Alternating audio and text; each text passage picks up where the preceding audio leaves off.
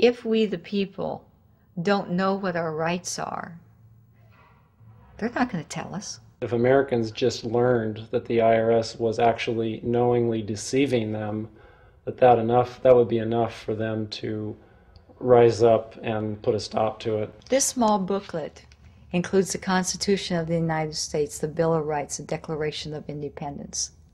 This is a document that every citizen should read. It's a document which freed an entire nation. This is the Internal Revenue Code, and this document, and the unlawful application of this document by the Internal Revenue Service has enslaved the nation that this document attempted to free. I was very impressed with the people in the tax honesty movement. They weren't kooks, they were highly intelligent, well-researched, and very genuine. I was wondering why I never heard about all these Supreme Court decisions in the media. So I really wanted the IRS's point of view, because to get the true story, it was imperative I hear both sides. I kept wishing Anthony Burke would call me back. He seemed like an honest man. I then proceeded to call my message machine. Hi, this message is for Aaron Russo. This is Anthony Burke at the Internal Revenue Service. Let me suggest some people that you might want to think about talking to. One would be Don Alexander, who's a former commissioner who's here in town in Washington. Another would be Sheldon Cohen, who is both a former commissioner and former chief counsel. All those guys, I think, can answer your question about, where in the tax law it says that you have to pay taxes. Wow, good news, I thought. So I called Sheldon Cohen because he used to be the IRS commissioner, he wrote the tax code, and he was also general counsel to the IRS. He is a true expert, and I couldn't find a better person to answer my questions. He graciously agreed to my interview. The reason I'm doing this documentary is because there are many people in America today who believe that there's no law that requires them to pay an income tax or file a 1040. And there are many people going to jail for it, fighting over it. The Internal Revenue Code is authorized by the 16th Amendment. I think it should be clarified. I think government should be transparent to the people. Why doesn't the IRS commissioner sit down with them and just explain it in clear English? Why? I don't think they really care. I think they're just playing word games. You don't think they're sincere people? No, I don't think they're sincere people. What does voluntary compliance mean? And why does the IRS code say it's voluntary to comply, not mandatory? That's a word euphemism we use. We use voluntary compliance when we talk about traffic signals. Most people, at 2 o'clock in the morning, do you stop at a red light? Yeah. Is there a cop there? Well, sometimes I don't. Well, I do, and most of us do. Most of us do. Right. But that's voluntary compliance. That was a complete perversion of logic. Traffic laws state that it is mandatory to stop at a red light. The IRS code says it's voluntary to comply. Mandatory and voluntary are the complete opposite of each other.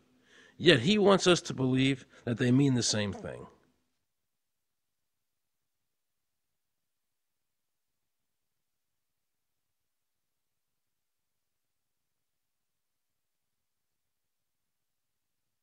So can the government criminally prosecute somebody of information put on their 1040? Yes.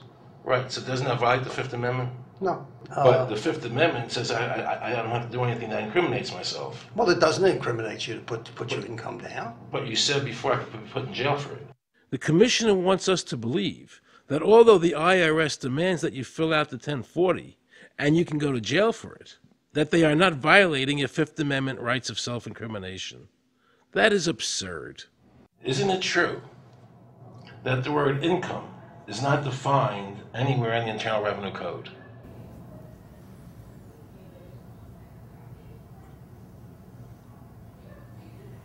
The law says that the government has a right to tax income from any source derived. So, but the word income is not defined in the code. It just says income without a definition That's right. of what income is. That's right.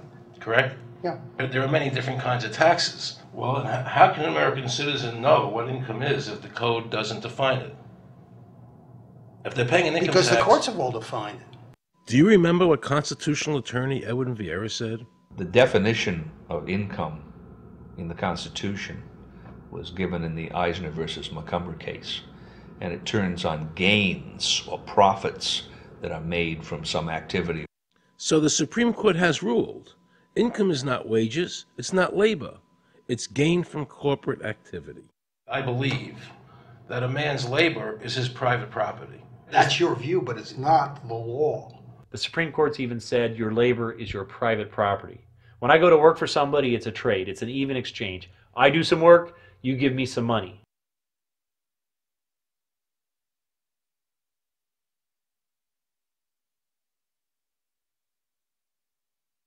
In 1916, we had the Bruchaber case and the Stanton case. And the Bruchaber case and the Stanton case said that the 16th Amendment gave the government no new taxing power. I'm not going to argue the niceties of that with you. And it came up again in a case called Peck versus Lowe, where the Supreme Court said the 16th Amendment did not extend Congress's taxing power to any new or accepted subjects. In other words, if you weren't taxable before the 16th, you weren't taxable after the 16th. Today I interviewed a juror, okay, who sat on a case, and they found the person not guilty for lack of filing, okay? And I asked her why they found him not guilty. And she said because the IRS couldn't show us the law that made him liable to file a 1040. All they need to do, if there is a law, is to show us the law, which of course they never did. And the reason they didn't do it was why? Because there is no law. Title 26 requires you to file a return. But doesn't Title 26 have to be in compliance with the Supreme Court decisions? You're going to take a 1920 case and superimpose it on the whole Internal Revenue Code that was written after it? No, that's not. I can't believe what I just heard. Rewind. You're going to take a 1920 case and superimpose it on the whole Internal Revenue Code that was written after it? No, that's not. Remember he said earlier the Internal Revenue Code was authorized by the 16th Amendment? The Internal Revenue Code is authorized by the 16th Amendment. Remember, the Supreme Court said the 16th Amendment did not give the government any new taxing power. These decisions have never been overturned. Let's listen further. Can the lower courts overrule the Supreme Court? No. How are they putting people in jail today for not paying a tax on their labor when the Supreme Court said they don't have to? Doesn't the IRS code have to be in compliance with the Supreme Court? That's my big question. This is a waste of time. Well, because whatever I say, you're not going to believe. He's right. I don't believe him. And neither should you. He wants us to believe we should obey the IRS code, which is being enforced in violation of the many Supreme Court decisions. If the Supreme Court made a decision... Thank you, Aaron. I think we're finished. I'm sorry, Mr. Cohen, you're doing that. Well, I'm sorry that you constantly re-argue the point. You're liable because the law says that you're liable, and the courts say the law says you're liable, and that's why you're liable. You see, he's talking about the lower courts, who are not in compliance with the Supreme Court, as they have to be. Doesn't the court have to be in compliance with the Supreme Court? The Supreme Court has so held. Where? You caught me unprepared. I'll come back. Well, I don't want to do that. But let me ask you a hypothetical question. No. You're making silly arguments here. Why is the Supreme Court decision a silly argument? Well, because it's inapplicable. That made my heart stop. He just said Supreme Court decisions do not apply to the IRS. That's the behavior you would expect from a totalitarian country, maybe China or Russia or Cuba. Not from America. They're just making up the law as they go along. Now I knew the tax honesty movement was right. The IRS thrives on intimidation and fear, not by law. It's no different than a criminal protection racket, using force to extract your money from you. Then the former IRS commissioner, now working at a prestigious Washington law firm, threatens me. Watch. Aaron, you understand Yiddish. Cornish helfen. For those of you who don't understand Yiddish, that means nothing will help you. Now it all became clear. I understood why the IRS wouldn't go on camera and talk about where the law was. I understood why all the senators I called refused to be interviewed. There is no law. And now you know what our political leaders and the courts have known for decades and have tried to cover up. The United States Constitution strictly forbids a direct, unapportioned tax on the wages and salaries of American citizens. The United States Supreme Court has consistently ruled that the income tax is a tax on profits and gains, not on labor and wages. On behalf of the American people, I challenge the IRS to show me a statute that allows a direct, unapportioned tax on the wages and labor of the American people.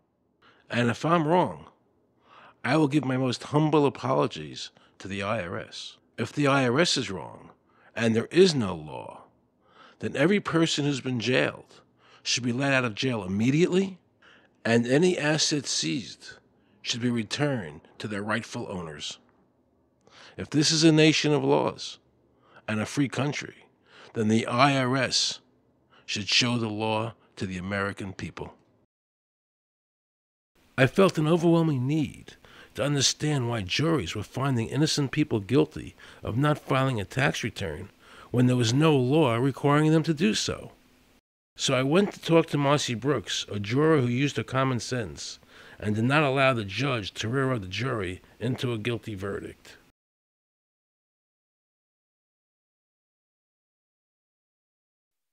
He was being tried for 4 counts of not filing his income tax. Okay. And our question was, well, what is to decide? Either he did or he didn't. It never occurred to us that he might actually be innocent while at the same time not filing. In the federal government, it is not a felony not to file taxes. Finally, they said, okay, if we're going to get this guy, we're going to have to put it in the state. They called up the IRS agent, Agent Craner. Craner? Yeah. Robert Craner? Mm-hmm. This is Ken Doherty. He's also an investigator with the Illinois Department of Revenue.